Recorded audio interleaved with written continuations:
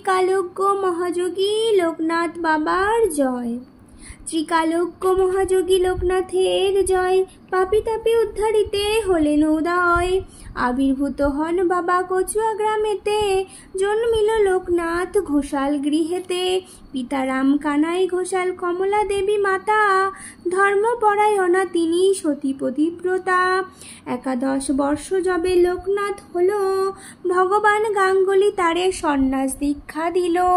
গৃহত্যাগ করি আর ত্যাজি পরিজন, গুরু সঙ্গে কালীঘাটে করে আগমন। বেণী মাধব বাল্যসাথী সঙ্গেতেই ছিল, শিষ্যদয়ে গুরু নানা যোগ শিখাইল। তারপর আসে তারা হিমাদ্রি শিখরে, দীর্ঘদিন সাধনায় সিদ্ধি লাভ করে। তারপর গুরু সঙ্গে শিষ্য 2 জন, পৃথিবীর নানা দেশ করেন ভ্রমণ। বিভিন্ন ধর্মের তত্ত্ব জানিবার তরে, উপস্থিত হন মক্কা মদিনা নগরে। কাবুলে আসিয়া মোল্লা সাদির ভবনে, কোরআন শরীফ পাঠ করেন যতনে।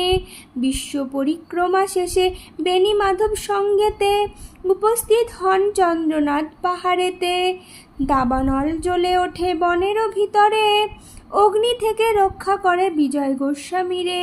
বেণী মাধব চলে যান কামাখ্যা ধামেতে, বাবা নেমে আসিলেন বারদি গ্রামেতে। বাবাকে প্রথমে কেউ চিনিতে না পারে, পাগল বলিয়া সবে উপহাস করে। একদিন 2 ব্রাহ্মণের পৈতা জড়াইল, গায়ত্রী করিয়া বাবা তাহা খুলে দিল। চারিদিকে এই কথা প্রচার হইল, দলে দলে ভক্তবৃন্দ আসিতে লাগিল। অতঃপর আশ্রম হইল বারদিতে, বহু ভক্ত শিষ্য সেথা লাগিল আসিতে। পাপী তাপী রোগী গত আসিল তথায়, সবার কষ্ট বাবা করে নিরাময়। শিষ্য আর ভক্তের বাবা বলেন এ কথা, আমাকে ঠাকুর রূপে পূজা করা বৃথা। শ্রদ্ধা ভক্তি নিয়ে যে বা আমারে ডাকিবে, অবশ্যই সেই ভক্ত মোর সাড়া পাবে। আমি নেই এই কথা করোনা মনেতে, ছিলাম আছি থাকবো সদা তোদের মাঝেতে। জলে স্থলে যখনই বিপদে পড়িবে, তখনই আমার কথা স্মরণ করিবে। এই রূপে লোকনাথ কত লীলা করে, কার সাধ্য সেই সব বর্ণিবার পারে।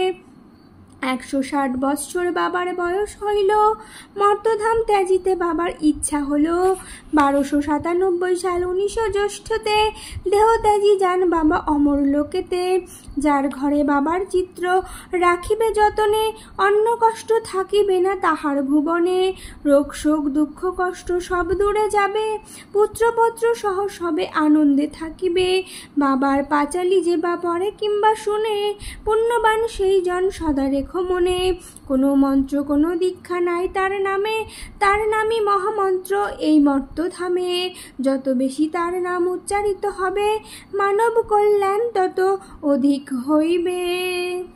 অথ মহাযোগী লোকনাথ বাবার পাঁচালি সমাপ্ত হইল।